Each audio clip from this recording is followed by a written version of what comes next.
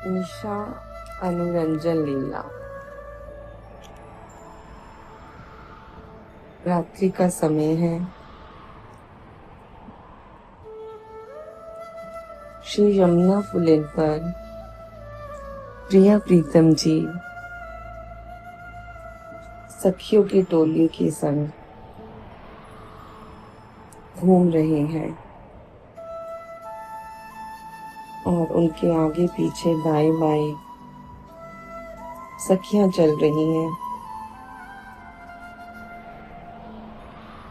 श्याम सुंदर ने प्रिया जी का हाथ पकड़ा हुआ है और एक हाथ कमर में डाला हुआ है उनकी, और उससे प्रिया जी का आंचल भी पकड़ा हुआ है। और श्री प्रिया जी ने श्याम सुंदर जी के बाएं कंधे को दाहिने हाथ से पकड़ा हुआ है और एक हाथ में नील कमल के पुष्प की डंडी पकड़ी हुई है और उसको ऐसे गोल गोल घुमा रही है। श्याम सुंदर जी के हाथ में सोने की बंसी है। इस प्रकार से दोनों एक दूसरे की ओर गलवैया दिए हुए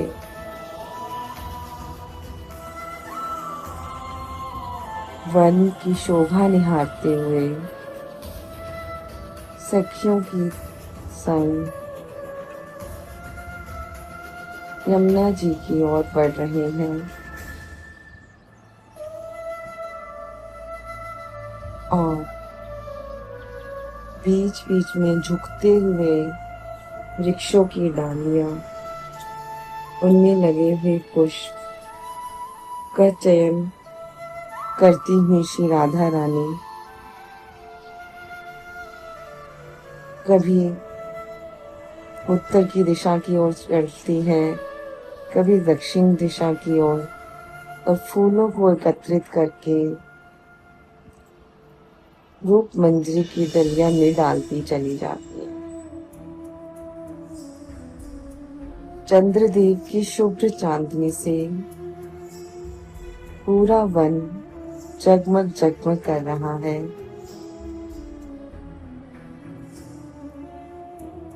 श्री राधा रानी और उनकी सखियों ने चंपई रंग की रेशमी साड़ियां पहनी हुई हैं। साड़ियों की ज्योति से चंद्रमा की किरणों का संयोग हो रहा है। चंपई रंग की साड़ियां और चांद की चांदनी की आभा मिलकर विचित्र ही आभा चारों दिशाओं में फैल रही है। श्याम सुंदर जी धोती पहने हुए हैं और उनके कंधे पर पीले रंग की चादर शोभा दे रही है। चादर पर जरी का काम हुआ है जो चांदनी रात में चमचम कर रहा है, जैसे तारे टिमटिमा रहे हों। श्री श्याम सुंदर जी के अंग से नीलिमा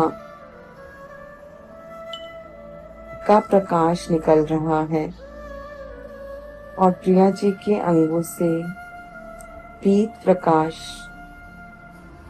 निकल रहा है, और ये दोनों मिश्रित होकर अत्यंत ही मनमोहक लग रहा है। और प्रिया प्रीतम जी के श्री अंगों से सुगंधी उड़ उड़ के वन के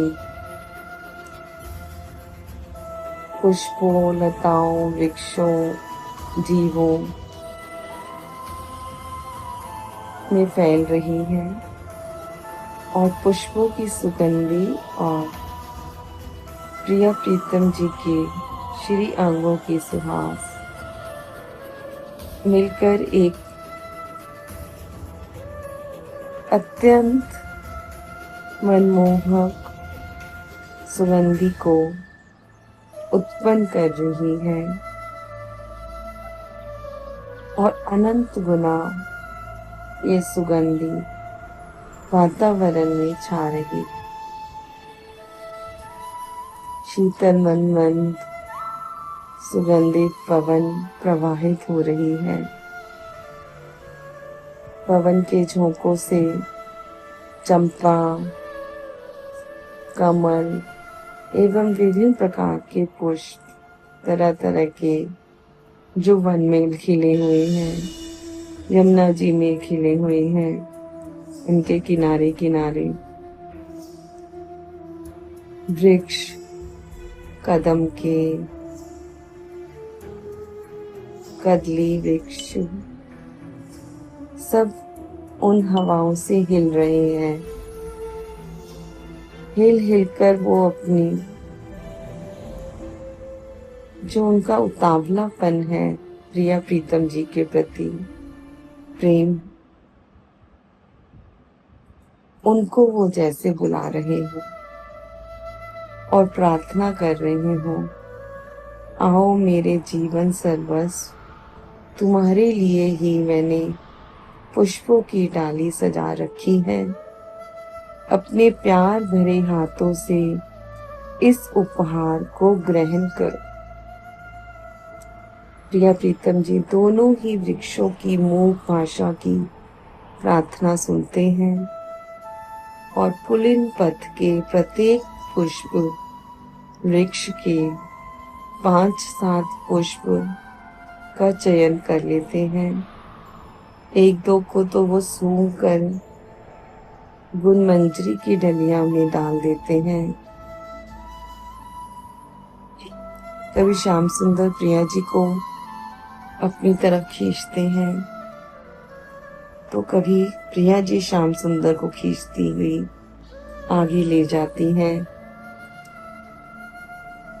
वृक्ष के पास पहुंचकर प्रिया जी आनंद में भरकर उन्मुक्त कंठ से हंस पड़ती हैं और वृक्षों की फूलों से भरी हुई लदी हुई शाखाओं को अपनी तरफ झुकाकर श्याम सुंदर के मुख के पास ले जाती हैं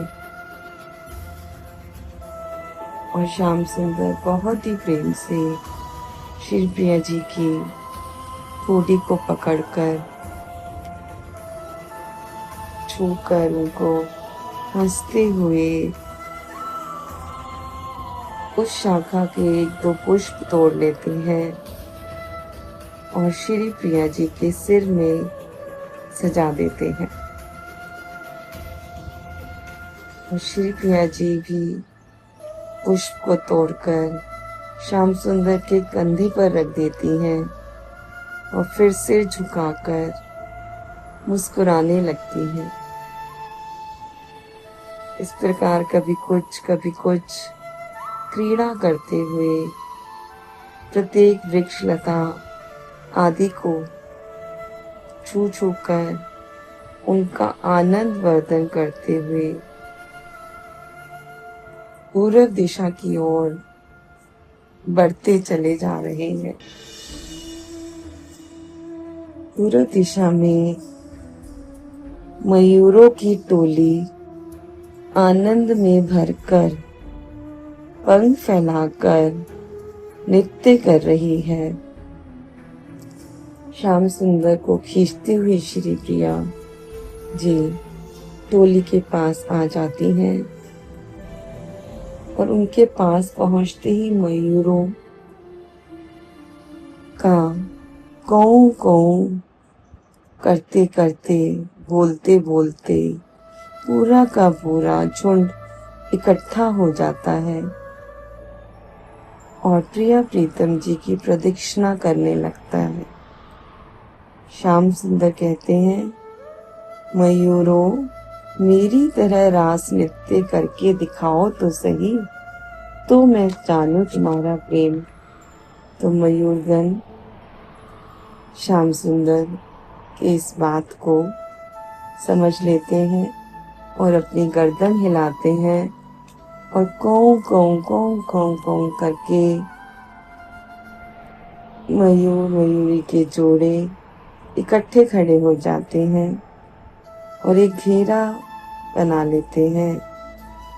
पूरा दल मंडलाकार में खड़ा हो जाता है और मध्य में मयूरी और एक मयूर खड़े हो जाते हैं और वो जोड़ा फिर प्रिया प्रीतम जी की ओर देखता है और अपना सिर निवाता है और फिर वो श्याम सुंदर को जैसे मयूर कुछ संकेत करता है तो श्याम सुंदर हंसने लगते हैं और कहते हैं, हाँ हाँ मैं मुरली बजाता हूँ, तुम नृत्य तो आरंभ करो। श्याम सुंदर अपने कांधों पर मुरली को रखते हैं और तान छेड़ते हैं। तान की चढ़ाव उतार की गति पर मयूरी मयूरों का दल पैरों को ठीक प्रकार से नचाते हुए घूमने लगता है और मध्य में मयूर मयूरी का जोड़ा भी घूमने लगता है। उनके चरणों से ऐसी आवाज आ रही है जैसे उन्होंने भी घुंघरू पहन रखे हों और मयूर मयूरी दोनों चोंचों को मिलाकर अपने अपने ही स्थान पर मुरली के सुर के साथ साथ थिरकने लगते हैं। श्याम सुंदर और प्रिया जी और सखियां मयूर मंडली को चारों ओर से क्रीड़ा देख रही हैं और उन्हें घेर कर खड़ी हो जाती हैं।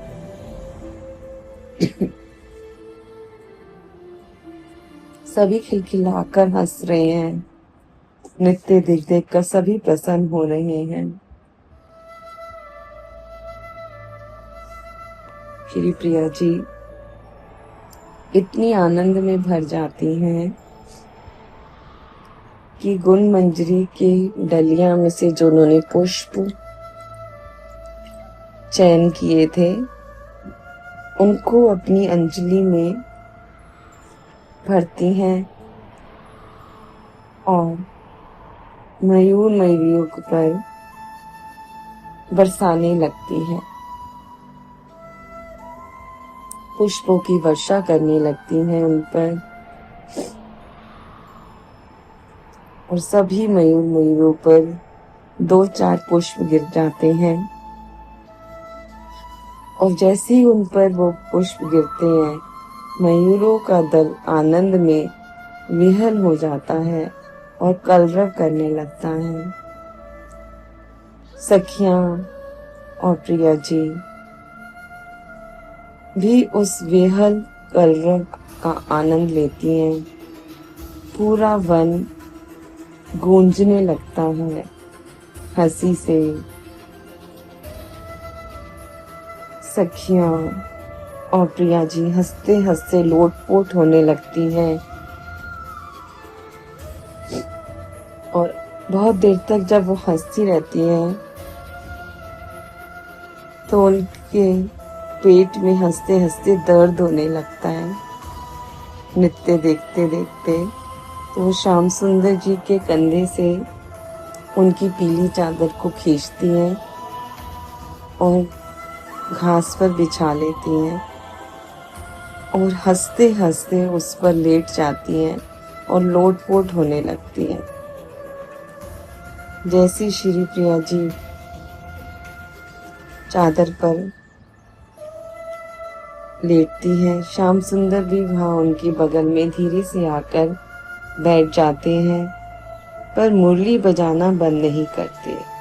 मुरली वो लगातार बजा रहे हैं। राधा रानी खिलखिलाकर हंस रही हैं और फिर श्याम सुंदर जी का कंधा पकड़ लेती हैं और एक हाथ से मुरली को उनके होठों से हटा देती हैं। अब श्याम सुंदर भी हंसने लगते हैं। मुरली बंद होते ही मयूर मयूरियों का दल नृत्य करना बंद कर देता है और वो सब शांत खड़े हो जाते हैं।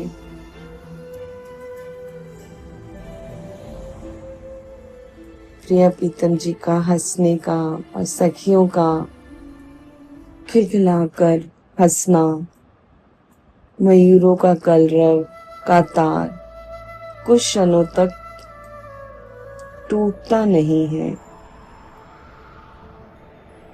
वो लगातार चलता रहता है। तो कुछ क्षण के बाद श्याम सुंदर सबसे पहले संभलते हैं और फिर प्रिया जी भी अपनी हंसी को संभालती हैं और फिर अन्य सखियां भी जब देखते हैं प्रिया प्रीतम जी शांत हो गए हैं, तो सभी सखियां उनके चारों तरफ आकर मंडलाकार खड़ी हो जाती हैं।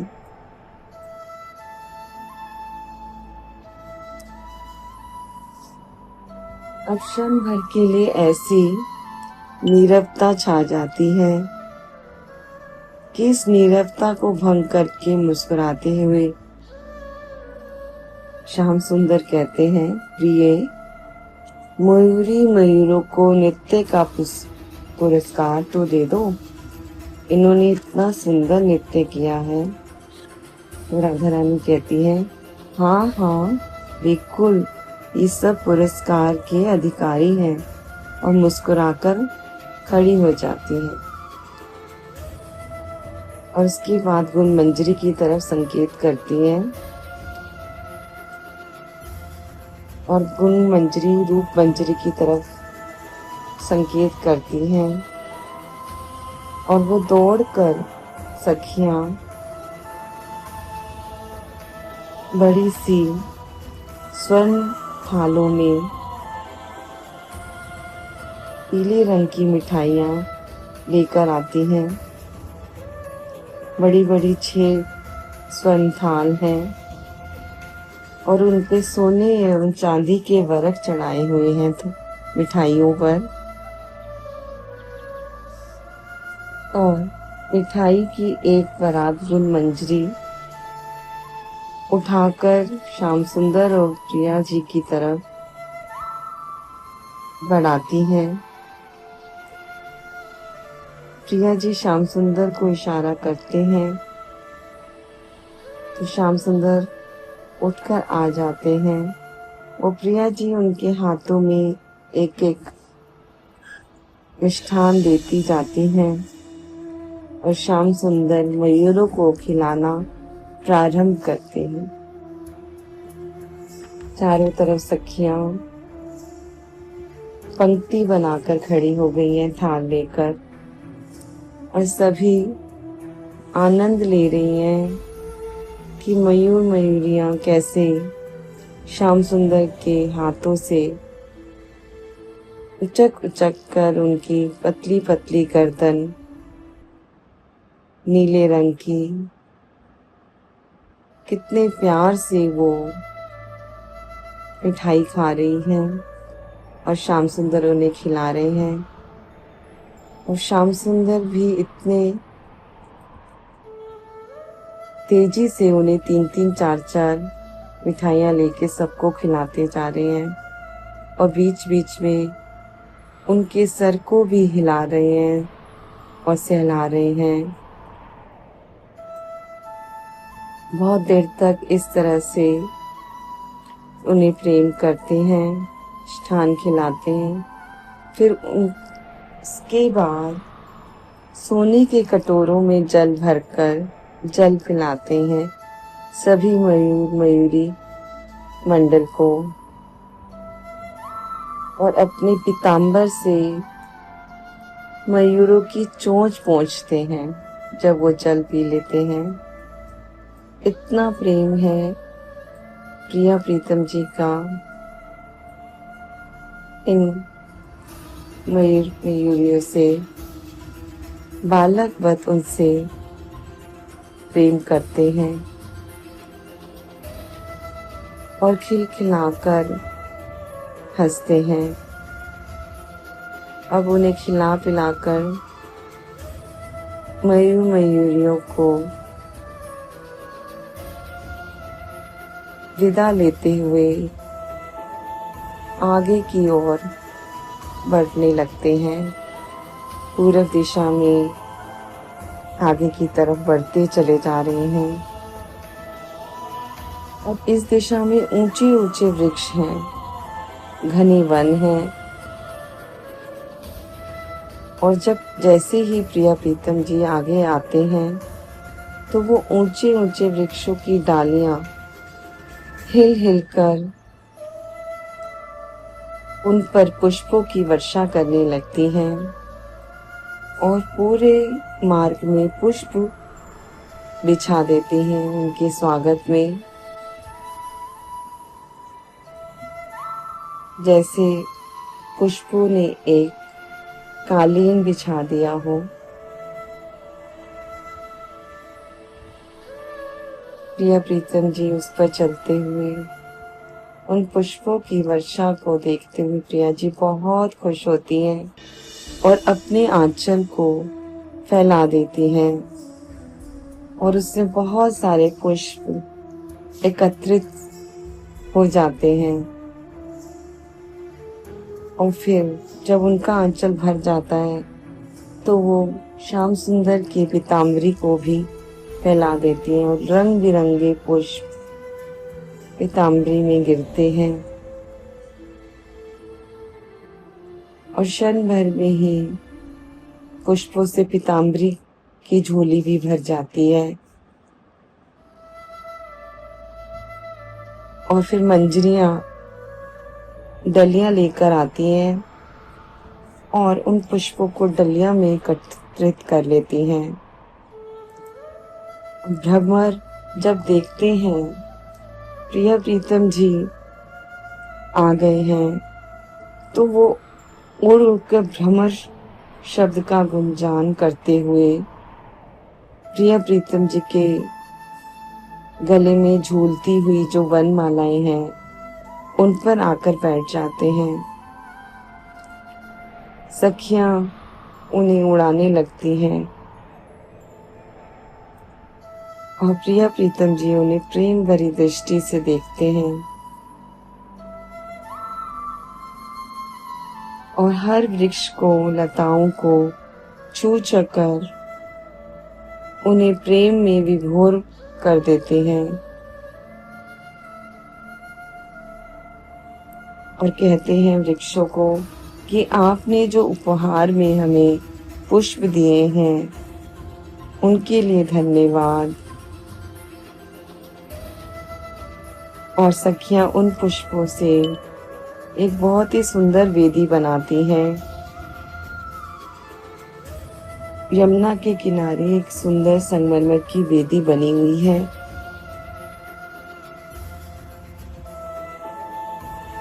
उस पर वो सखियां पुष्पों की वेदी को बिछा देती हैं और उस वेदी के चारों तरफ दो दो हाथ की दूरी पर केले के वृक्ष लगे हुए हैं गोलाकार आकार में, और प्रत्येक वृक्ष के पत्ते आपस में ऐसे जुड़े हुए हैं जैसे मेहराब बना रहे हों। वेदी के चारों ओर कमल के पुष्पों से पुरोकर सखियों के लिए आसन बनाकर सजाए जाते हैं और वेदी पर बीच में नीला कालीन बिछा देती हैं सखियां, जिस पे सुंदर जरी की चित्रकारी हुई है। सुंदर पुष्पों के सिंहासन को बिछाकर प्रिया प्रीतम जी को आमंत्रित करती है कि आप आइए और विराजमान होइए। बेला चमेली के पुष्पों से छत्र बनाती हैं सिंहासन का।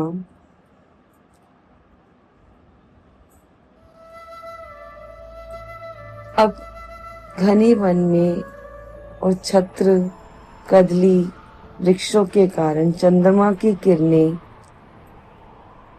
उनकी चांदनी यहाँ प्रवेश नहीं कर पा रही है। तो सखियां क्या करती हैं, विशाल जो गुंबद छत्र जो उन्होंने बनाया है उसमें मणियों को इस तरह से लगाती हैं, उनके प्रकाश से पूरा वेदी मंडल प्रकाशित होने लगता है, चमचम करने लगता है और चारों तरफ प्रकाश फैल जाता है, ऐसे जैसे दिन हो गया हो। वेदी पर प्रिया प्रीतम जी सखियों की टोली के संग आकर बैठते हैं। वृंदा देवी उनको हाथ पकड़कर वेदी पर चढ़ाती हैं और प्रेम से भरकर अपने आंचल से सिंहासन को पोंछती हैं और उस पर श्री राधा रानी और श्याम सुंदर को पकड़कर बिठा देते हैं। फिर सब सखियां भी बैठ जाती हैं और ललिता सखी वृंदा देवी को संकेत करती हैं कि तुरंत वाद्य यंत्रों को बजवाओ। तो वृंदा देवी अपनी सखियों को इशारा करती हैं और सुंदर सुंदर वाद्य यंत्र लेकर वो एक आसन पर बैठ जाती है और उन्हें बजाने लगती है। यमुना जी के किनारे बहुत सारी कुंजें हैं, छोटी बड़ी, सभी में ये स्वर गूंजने लगता है और वेदी पर बैठे हुए प्रिया प्रीतम जी यमुना की तरफ दृष्टि डालते हैं, कभी निकुंजों की तरफ जो आसपास निकुंजें बनी हुई हैं, और सबको कृतार्थ करते हैं।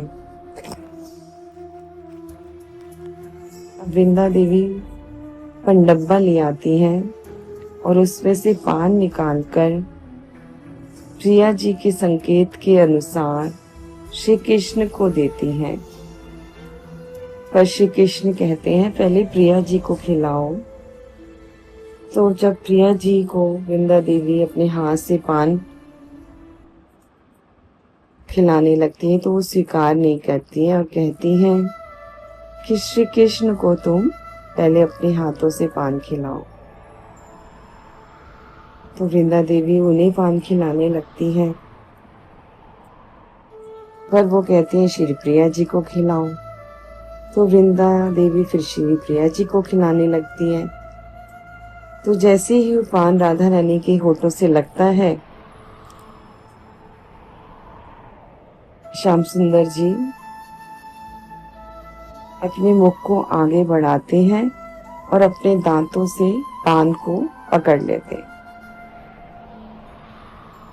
श्री राधा रानी लजा जाती हैं और पान को छोड़ देती हैं और हंसते हुए कहती हैं, अच्छा मैं पहले ही तुम्हें पान खिलाना चाहती थी, पर तुमने नहीं खाया और अब शीघ्रता से जैसे ही मेरे अधरों से पान लगा तो तुमने अपने मुख में लेकर डाल लिया। और तिरछे चितवन से हंसते हुए कहती है श्याम सुंदर को, तुम बहुत धूर्त हो कान्हा। ये सुनकर सभी सखियां जो हंसने लगती हैं कि श्री राधा रानी ने कितने प्रेम से श्याम सुंदर को धूर्त बोला है। सभी खिलखिलाकर हंस पड़ती हैं सखियां और वाद्य यंत्रों का सुर बजने लगता है। श्री श्याम सुंदर कहते हैं बड़े प्रेम से कि अच्छा ये बात है, तो अब ऐसा नहीं करूँगा। तुम्ही ने तो वृंदा को संकेत किया था कि पहले पान मुझे खिलाओ, इसलिए कि तुम रुष्ट ना हो जाओ, इसलिए मैंने पान खा लिया। अब तुम खा लो। श्याम सुंदर वृंदा देवी के हाथ से वीणा पकड़ते हैं और प्रिया जी के मुख में देने लगते हैं। श्री प्रिया जी इस बार श्याम सुंदर का हाथ पकड़ लेती हैं और बीड़े को अपने मुंह में धीरे से रख लेती हैं। दोनों का बीड़ा खिलाकर वृंदा देवी सखियों को फिर बीड़ा खिलाने लगती हैं। श्याम सुंदर अपने सिंहासन से उठते हैं और पनडब्बे से पान निकालकर सखियों को खिलाने लगते हैं। प्रत्येक सखी ऐसा अनुभव करती है कि श्याम सुंदर मुझे पहले पान खिलाने आए हैं और आनंद में विहल हो जाती हैं और फिर नखरे से कहती हैं, मैं तो अभी सुर ठीक कर रही हूँ, पहले उसे दे आओ फिर मुझे दे देना। श्याम सुंदर बहुत प्रेम से कहते हैं, हाथ से थोड़ी ही खाओगी, तू वाद्य का सुर ठीक करती रहे, मैं तेरे मुख में पान डाल दूंगा। सखी कहती है, धूर्तता नो तो नहीं करोगे जो तुमने श्री राधा रानी के साथ की है। श्याम सुंदर कहते हैं, सर्वथा नहीं करूंगा, और सखी के मुख में पान डाल देते हैं। पान खाकर सभी सखियों के अधर लाल हो गए हैं। या प्रीतम जी के भी अधर लाल हो गए हैं, कपोल भी लाल हो गए हैं सबके। और पान खिलाते खिलाते अपने उंगलियों से प्रेम से उनके गाल थपथपाते हुए सखियों को कह रहे हैं कि ये भी देख लेना कहीं इसमें चूना ज्यादा तो नहीं लगा हुआ। अगर चूना ज्यादा लगा हो तो इसको उगल देना। प्रेम से सभी सखियों को प्रसादी खिला रहे हैं। सखियां हंस रही हैं और कह रही है, हाँ हाँ उगल देंगे, तुम तो कहना हमें जो खिलाओगे वो हम खा लेंगे, चाहे उसमें विष ही क्यों ना लगा हो। इस प्रकार सभी सखियों को पान खिला के श्याम सुंदर राधा रानी के पास आकर बैठ जाते हैं। राधा रानी को पान खिलाते समय श्याम सुंदर ने अपनी मुरली सिंहासन पर रख दी थी, और जब वो सखियों को पान खिलाने गए तो श्री राधा रानी ने मुरली उठाकर अपने हृदय से लगा ली, और हृदय से जैसे ही मुरली लगी तो वो स्वादिष्ट हो गई। जैसे नेत्र खुले हुए हैं पर वह जैसे समाधि में बैठी हो, ऐसी उनकी दशा हो गई। दृष्टि तो उनकी श्याम सुंदर की ओर है, परंतु मुरली को हृदय से लगाकर ऐसे बैठी हैं जैसे श्याम सुंदर के चित्र को लगाकर बैठी हों। श्याम सुंदर जब सिंहासन पर पहुंचते हैं और देखते हैं कि प्रिया जी ने कैसी मुरली दबाई हुई है हृदय से, तो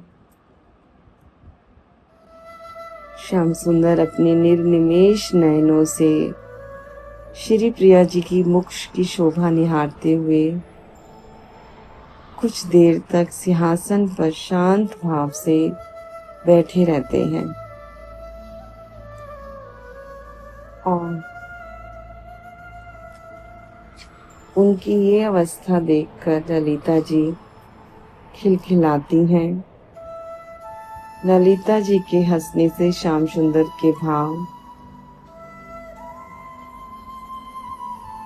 समाधि शिथिल हो जाते हैं और श्री राधा रानी के भाव भी शिथिल हो जाते हैं।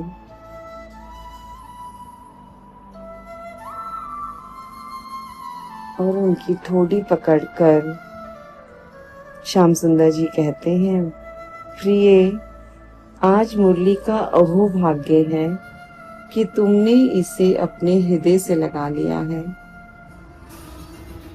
इसकी तो सारी व्यथा ही दूर हो गई।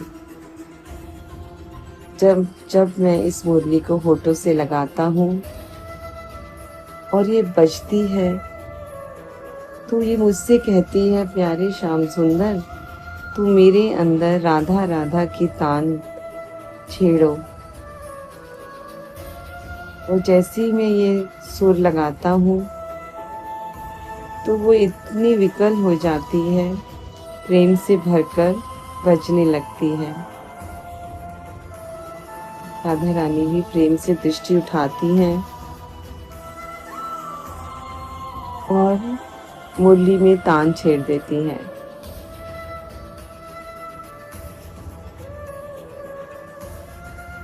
और कहती हैं, कृष्ण की प्यारी मुरली के, तू तो स्त्री है।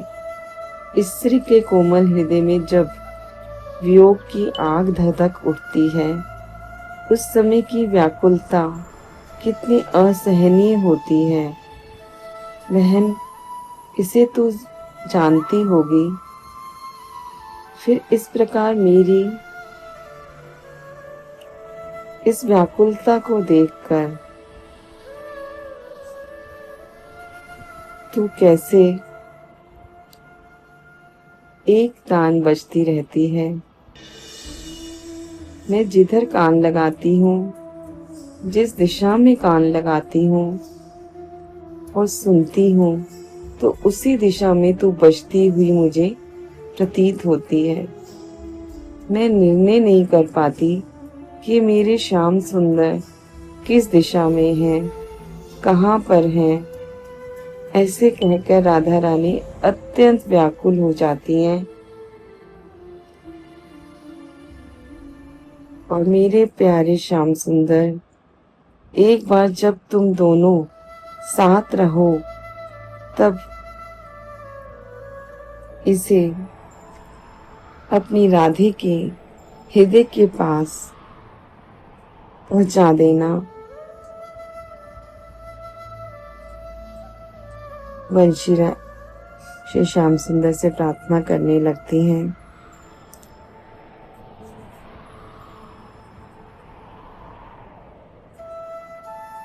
और राधा रानी कहती है, जब तुम मेरे पास आओगी, मेरी सखी बनोगी, तो तुम मैं अपना वास्तविक हृदय का रहस्य समझा दूंगी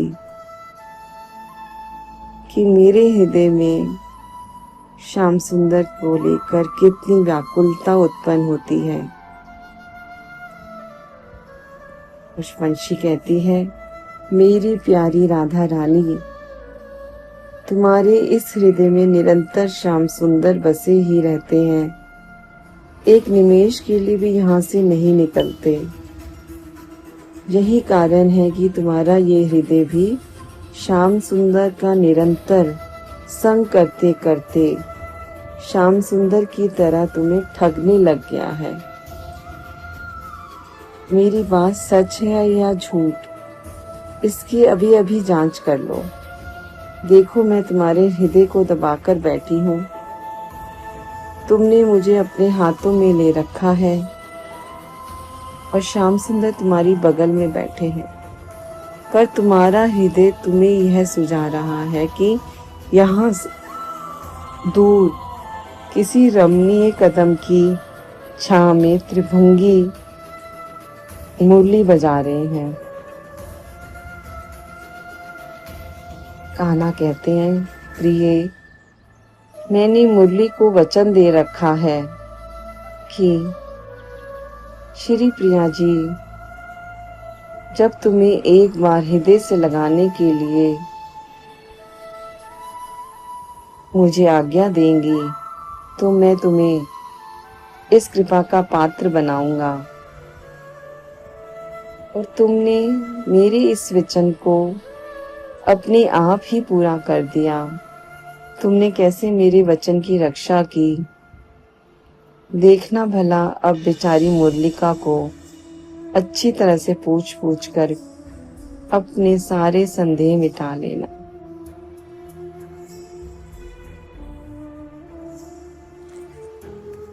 और सुंदर भावों से अपने भावों को प्रकट करती हैं राधा रानी, वंशी, श्याम सुंदर,